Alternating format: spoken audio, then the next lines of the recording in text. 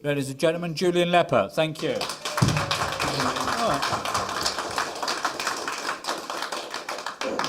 Okay, good afternoon, everyone. I hope you can all hear me properly. Yep. Okay, my name's Julian Leppert. As been said, I've been invited here today specifically to talk to you all about, and with all due respect to this fine establishment, the most famous hotel in the country at the moment. This being, of course, the Bell Hotel in Epping, which I'm sure you've all heard of, which is just a few miles south in my own neck of the woods in Epping Forest, just about a mile and a half from my own house. And I've been invited to tell you the story of how collectively, just a few hundred of us, this year in 2025, we pretty much turned Epping into a seething cauldron of nationalist resistance, or at least what passes for a seething cauldron of nationalist resistance in modern Britain, such as it is. But before I get onto that, and I hope you forgive me, Mr. Chairman, I do feel obliged to shamelessly exploit the position of the platform I've been offered today to promote my fabulous new book, even though it's been done already. So, a memoir about the British National Party and the glory days when we were winning elections, which hopefully we will see again. I've literally only got 2 copies left now, so, and I'll sign it. It's only 20 quid. Okay, sold to the gentleman at the front.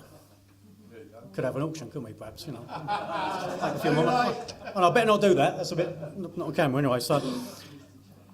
But anyway, getting back to Epping, there's been some new developments in the Epping Bell Hotel story, which I'm sure you've all heard about in the news, which I'll get onto in a little while. But first, I just want to take you back to the origins of the Epping story and why I think I've got a very good case for my claim to be the OG of the Epping Bell Hotel protests. So if you can all cast your minds back 5 years ago, back to 2019, 2020, when all of us were a little bit younger, a little bit better looking, I certainly was. This was during the days of the Boris Johnson administration and his wonderful Home Secretary, Priti Patel, and the days of the what history remembers as the Boris wave of uncontrolled mass immigration. Yeah, thank you, Boris. Part of which was his Home Secretary Patel's great idea to stuff as many asylum seekers, stroke illegal immigrants as they possibly could into hotels up and down the length and breadth of our country, with the inevitable consequences, which I'll get to in a moment. So at the time, I'd only just recently been elected as a councillor on Epping Forest District Council from my previous party that I was in, For Britain, which no longer exists. And at the time, the immigrants were just starting to fill up in this hotel, and tension was starting to brew a little bit over the issue already, as people were becoming aware. It wasn't announced with any fanfare, but people were becoming aware this hotel was no longer a local community asset. It had been turned into an asylum hostel. And there was further news breaking on the issue. There was a local charity, a food bank charity, and myself and Eddie Butler, we learned. Eddie Butler, some of you might remember from the days of the British National Party. He was our elections officer. He's responsible for many of the elections that we won, back in the day. And if you don't remember, of course, there's a very good new book I can recommend, which is The Perfect Christmas Gift. You can read all about Eddie and our elections wins in there. But anyway, Eddie and myself, he's still a good friend of mine. We noticed these messages in this group chat from this local food charity. They were discussing the logistics of diverting food that was meant as a charitable donation to local people who had fallen on hard times, and diverting that food, those food donations, to asylum seekers and illegal immigrants in the Bell Hotel and the other hotel in the district. So, which we thought was a bit of a scandal, which of course it is. And so we decided to make a video about it, which we called the Epping Migrant Hotel Scandal. And to our surprise and delight, the video, it went viral, got thousands of views in a very short time. And it's led to a big sort of media hoo-ha, which I was right at the centre of. Led to all sorts of media opportunities. I was interviewed on, the TV, radio, and the various newspapers, a couple of newspapers. The council put out an official statement condemning what we'd done in the video, and saying, it's all lies. They didn't specify anything. They said, it's all lies, don't worry about it. And the council, they also appointed an official spokesperson on the asylum issue in the Bell Hotel. This is Councillor Holly Whitbread, who's also the daughter of the council leader, Chris Whitbread. So she became the official spokesperson on the hotel issue. And she was also afforded the opportunity for media interviews on the issue. And so her name's going to come up, but I'm not in the speech, but in case she's watching, you know, I'm not just picking on her because she's a particularly disagreeable Tory traitor, even though she is a particularly disagreeable Tory traitor. It's just that she was the official spokesperson on this issue. So anyway, she did a series of media interviews about the Bell Hotel in 2019, 2020, after Eddie and myself made this video. According to Holly, there's a quote from the Daily Mail. The migrants in the hotel have had, quote, no negative impact on local residents, unquote. She went on to say there's been, quote, no increase in crime or crime linked to the hotel. This is in the paper. And she went on to emphasise, just to emphasise the point still further, they are not a threat to local people. That's what she said. It's all in black and white, you know, it's a matter of historical record back in response to our video. And getting back to the no increase in crime or crime linked to the hotel, during the whole frenzy of publicity that I was getting and the council were getting following the video, we had a council meeting, and Councillor Whitbread, she's also a cabinet member for Housing and Communities. She released a report to the council, because when you have council meetings, they present reports, you have to debate these reports. So after telling the national media that there's been no increase in crime, according to her own report, with her own name on the top, she's written, over the period of COVID-19, which is the period in question, there has been a significant rise in the number of crimes in general in Epping and the wider area of Epping Forest. So, she got trapped in her own lies there, unfortunately. Typical politician. There you go. And that wasn't the only response from the council, because shortly after that, I was charged with bringing the council, the office of councillor, into disrepute. Got a letter saying I had to attend a ridiculous kangaroo court at the town hall to face these charges that I'd brought the office of councillor and the Epping Forest Council into disrepute. So I didn't have to attend the town hall because it's during COVID, so we had to do it on Zoom. So I did a kangaroo court via Zoom, where I spent a couple of hours arguing with these other councillors who were my jury, these bunch of idiots and traitors basically, and inevitably I was always going to be found guilty. So I just had a good time and enjoyed myself arguing with these people for 2 years on Zoom, 2 hours on Zoom, and I was found guilty. And as my punishment for my wicked heresy in the local paper, not just in the video but in the media interviews I did, this was my punishment. Councillor faces racism training, according to the. When I saw that, I thought that's a bit strange. So the council want to train me to be a racist. You know? Isn't that supposed to be a bad thing? Perhaps not. There you go. But in the event, I didn't do any diversity training of any kind, because a journalist, this is what I think happened, a journalist contacted me and said, what are you going to do about this diversity training then? And I said to him, well, OK, you can tell the councillors involved, I'll be happy to do all the diversity training you want me to do, as long as one Tory councillor on this council takes in just one asylum seeker from the hotel into their own home, you know, for the duration of their stay in our country. Just one. And no one took me up on the offer. You know, if they had, I would have done the diversity training. You know, I thought that would have been fair. And I never heard any more about it. I didn't get an email saying you've got to attend here. No, that was it. So it was just a story in the paper in the end of the day. So much for the diversity training. So maybe it would have cured me. Who knows? Or maybe I'm incurable. But of course, it didn't stop there. You know, obviously they didn't get to force me to do any of the diversity training, but showing what a bunch of two-bob Tory totalitarian fascists they are, they reported me to the police.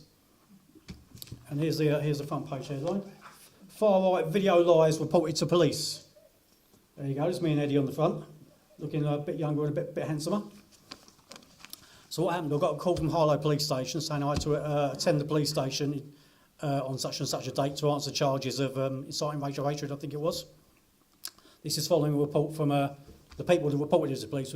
The actual complainant was the deputy leader at the council, I think Nigel Bedford, but basically it's the entire Tory leadership at the council. So, you know, how are we going to shut this guy up? You know, because he's councillor, he's talking about the hotel, have him arrested.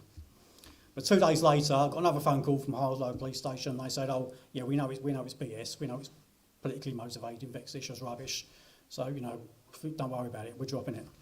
So this is a Tory council for it. And it wasn't just me. Shortly afterwards, some local members of Patriotic Alternative, you've probably heard of them, you know, they're our friends as well. They put out a leaflet on the issue. I helped them as well. And the aforementioned Holly Whitbread, she was on Facebook again, saying, yeah, we've reported it to the police, you know, because local people are putting a leaflet out about it. So she was trying to get those people arrested as well. So this is how you react to politics. That's how they react when you complain about politicians destroying our local communities. Bunch of horrible two-bob Tory fascists, and they're still in charge of the council, but I will be to them next year anyway. So that's what happened about 5 years ago. Fast forward to 2024, 2025, and the incident which has led to a series of protests all over the summer, which you've all been watching on your TV, I'm sure. This is for an incident involving our old friend Mr. Hadush Gebrselassie Kabatu, who's from Ethiopia and who quite recently invaded our country on a little boat, and he was only here for a couple of weeks. He's put up in a nice hotel, so within a couple of weeks of him, you know, arriving in our country, he set about doing, you know, his primary task while he's enjoying his stay in our country, which was prowling the streets of Epping, looking for any pretty young white girls he could get his grubby hands on to sexually assault. And as we know, that's exactly what he did, isn't it? After which he was duly convicted and jailed. Mr. Kabatu, you know, is caught, convicted and jailed. And as we know, he was jailed, you know, was being the opposite word, because apparently they've released him this week, as we've seen on the news, you know, by mistake. So, by mistake in quote marks, because, you know, was it really by mistake, or was it some sort of a government scheme to free up cell places in order to provide more cell spaces for people complaining about the government or immigration policy online? Perhaps, who knows? And also, I've also had visions in my head of in the Home Office somewhere, maybe a bunch of left-wing bureaucrats sitting in some office in the Home Office, talking about what we can do about all these far-right fascists in Epping, complaining about what we've done to their town. You know, what can we do? And maybe someone puts their hands up and says, I've got an idea. I can think of a way to really like teach them a lesson, you know, rub their faces in it. But, you know, maybe that's a conspiracy theory too far, who knows. But, you know, so we've had weeks and weeks of protests, about twice a week. I've been on about 80% of them. You know, there's been some, you know, some good memories there. You know, we've all had to give up a lot of Sundays to turn out and a lot of Thursday nights, but, you know, it's been worth it. We've been having good turnouts and some memories. One of the best memories of the protests in Epping, some of you might have seen the images online, a guy called Stuart, he came to be known as the Epping Spider-Man. It's one of the earlier protests when it first really kicks off. You know, there's like hundreds of us all protesting, waving our flags, loads of police everywhere. And if you've seen the Bell Hotel, it's got a symbolic actual bell on the roof. And while the police weren't looking, this guy called Stuart, he sort of crept around the police and he climbed up on the roof, you know, with his Union Jack flag, and we were all there protesting, and he's waving his flag, and we were going, yeah, waving our flag. It was a great moment. Everyone started going, ring the bell, ring the bell, ring the bell. And Stuart, he's waving his flag, and he goes up to the bell, kicks the bell, just rings it, you know, symbolically. He doesn't actually ring, but it was a great moment.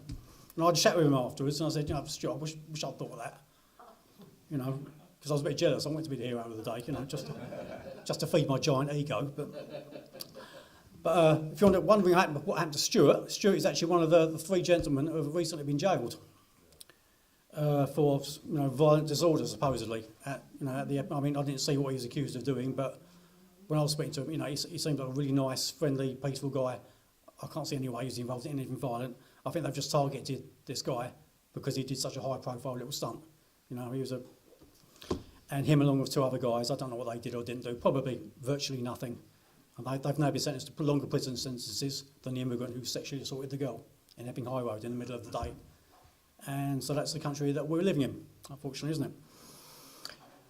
Some of the things I wasn't quite happy about the protest was I think we've still got to educate our people in this country a little bit more about the attitude we take to these demonstrations, because there was a feeling a lot of people, they were almost semi-apologising for being there. Like they feel the need to deny that they're not this or that they're not that. They're not this or that ist word or far right or whatever. you know, our enemies want to call us. There was one lady there, she had a great big banner, you might have seen it in the news. The big banner said, "I'm not far right, I'm just worried about my kids." And, you know, that's not really the attitude, is it? Because, you know, in politics, if you're not on the offensive, then you're on the defence, and you're on defence. That's not where you want to be, is it? Especially when we've got, you know, unwanted immigrants going around sexually assaulting children. Mr. Kabatu, by the way, the latest news on him is he's last seen in London, apparently. So good luck to the police identifying and apprehending him there. Because of course, that's a city where literally every adult looks and sounds pretty much just like Mr. Kabatu, isn't it? You know, including the women. So good luck to the Met Police catching this guy now. But anyway, getting back to the "I'm not far right" thing, you know, that's not the attitude, because we don't have to. It's like that kind of sentiment is putting us in a position where we're the accused and not the accusers. And the people doing the accusing at the moment, saying you're far right, you're this or you're that, you know, these are the same people who sit down and make deliberate, calculated policy decisions on immigration and asylum that they know full well in their heads lead to young British girls and British women being raped, in some cases murdered. Now, what can you say about someone who deliberately does that, knowing it's not? I mean, it's not just us that know it; they know it as well as we do. These deliberate policy decisions lead to these consequences, and will lead to those exact same consequences in the future. Like in Ireland, a 10-year-old's just been raped in Ireland. The politicians who report these, they know this is going to happen. You know, there's 10-year-old girls walking outside now in our country.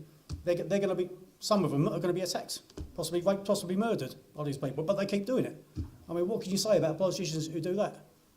You know, the only word is right to describe them. They are evil, they are criminals, and they are scum. There's no other way to describe these people. There really isn't.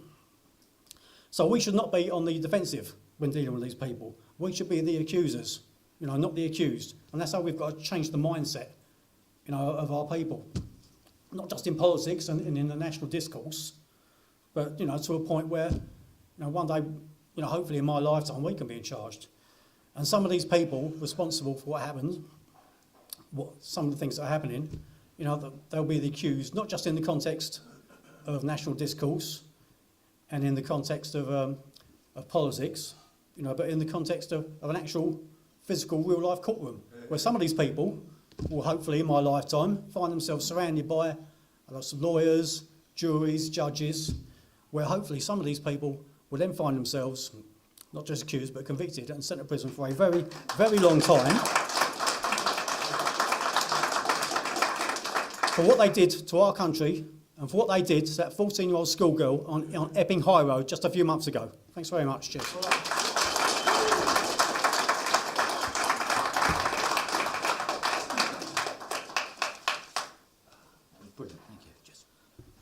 I really enjoyed that. It was a wonderful speech, Julian, and also focusing on the Epping process, which was particularly good as well. Thoroughly enjoyable.